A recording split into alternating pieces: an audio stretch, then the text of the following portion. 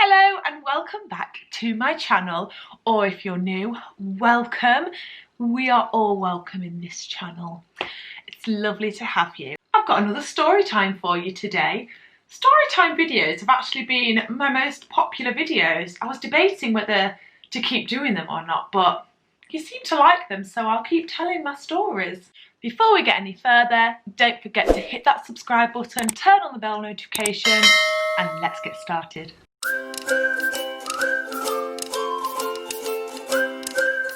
In today's story time, I'm going to be talking about my experience with CBT, which stands for Cognitive Behavioural Therapy. CBT is a goal-oriented psychotherapy treatment, and it aims at changing patterns of behaviour and belief systems that we hold on ourselves. I have actually had 4 lots of CBT now, so I feel like I'm pretty experienced in being able to talk about it.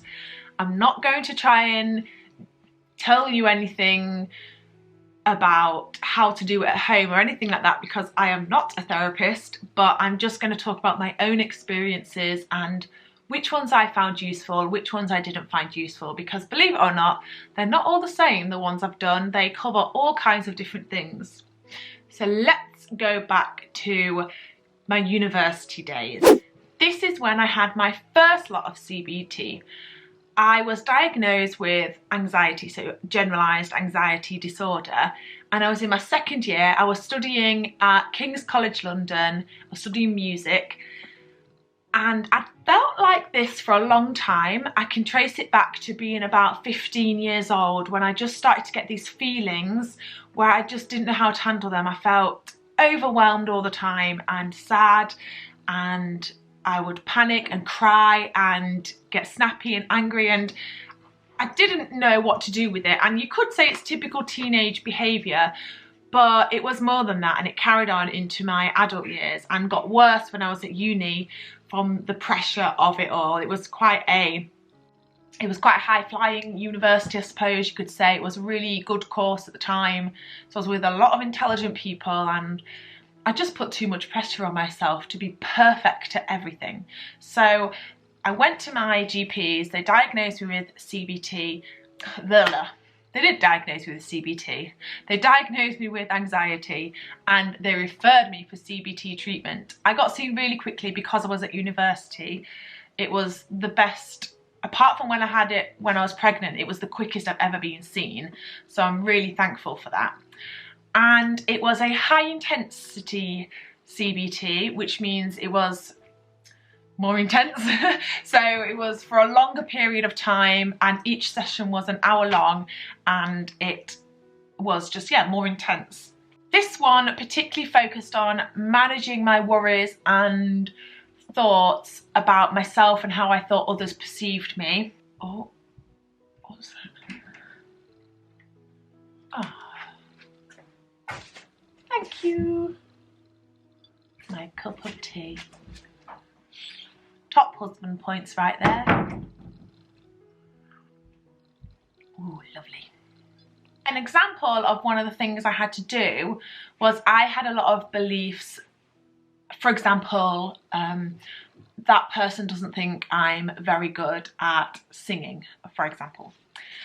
And I'd have to write that belief down if it was causing me anxiety. I'd have to mark a percentage of what I believed that was, so I might believe it 95%. I then had to think about what evidence there was to support that statement. And often there wasn't evidence to support it because I'd made it up in my mind.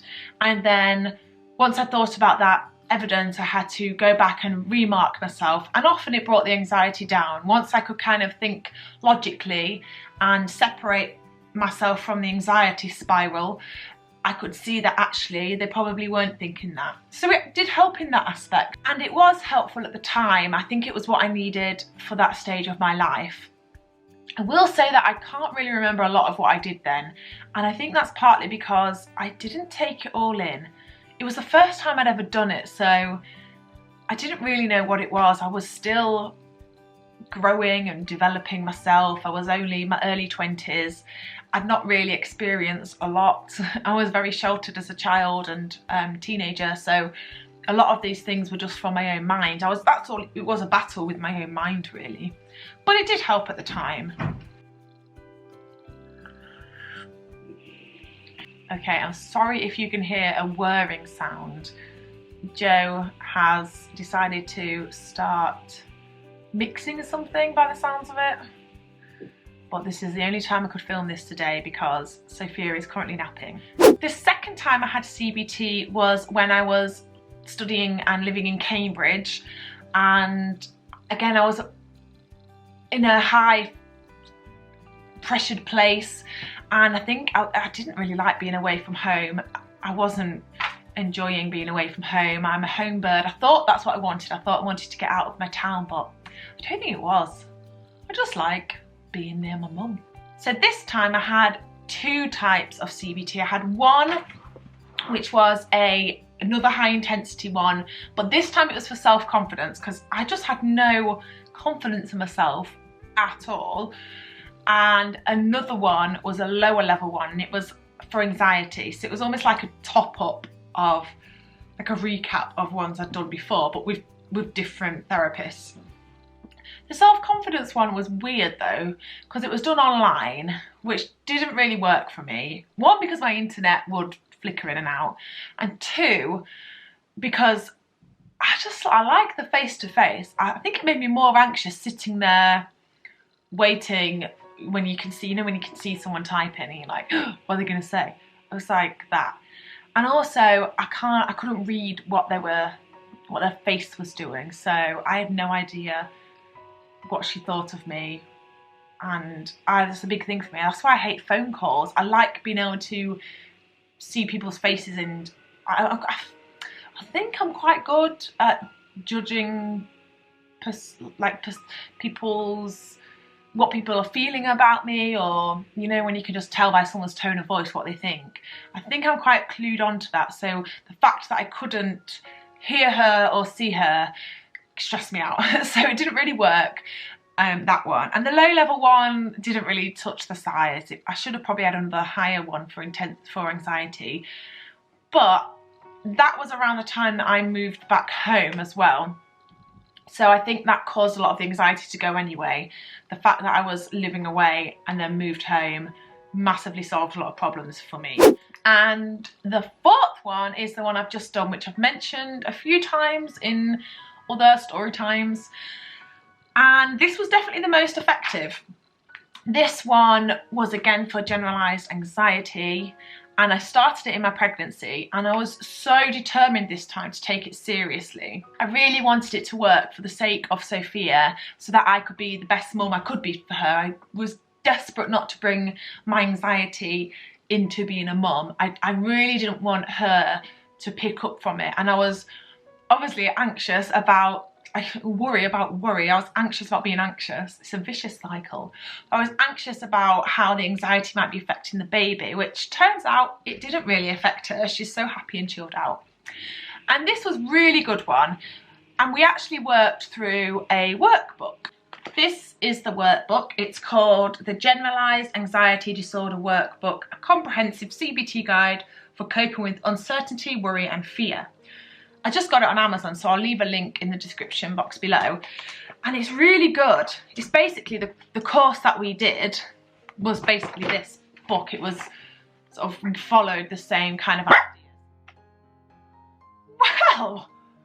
Well, that's rude. And now the baby's woken up. This happens every time I sit down to do a story time video. It's like you sync up, work plan against me. What do you want?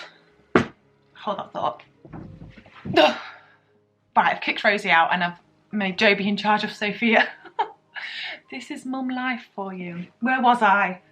Oh yeah, this book. Really good. I would recommend it. I haven't actually done too much of it myself. I did sort of follow along as I was doing the course, but because I was doing it all in my CBT sessions, I didn't need to do it, but I like the fact that I've got it in case I have a relapse and need to go back to it. One of the best things that I took from this course when I was worried, I just worry so much about what people think of me.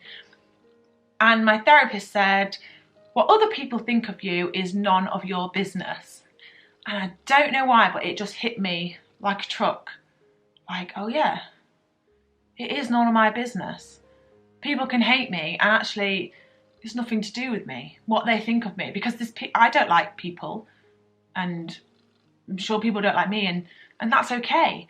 And it does still bother me, you know, it's not like a miracle fix, but every time I start worrying about what people are thinking, I say that to myself, and it does take my anxiety away. So that's a good tip for you, good one to remember. What other people think of you is none of your business, and what you think of other people is none of their business. Another thing we did was, right at the beginning of the course, the idea of holding on to worries in order to then let them go quicker. So he used the analogy of a dog with a stick. Let me try and get this right. If you keep throwing the stick to the dog, it's going to come back every time. So if you keep feeding into your anxieties by behaviours that you do and thoughts that you have, thought patterns, then the anxiety is going to stay there. So the idea was to try and stay in the middle ground of, well, it might be like that. So let's say I was worried that this was one of my anxieties, okay. I was worried that when I was going to drive to the car park to have my CBT session, there was going to be no spaces and I wasn't going to find it. Which sounds silly, but it was an anxiety of mine. And I had to tell myself then, well, there might not be any spaces, and do nothing else.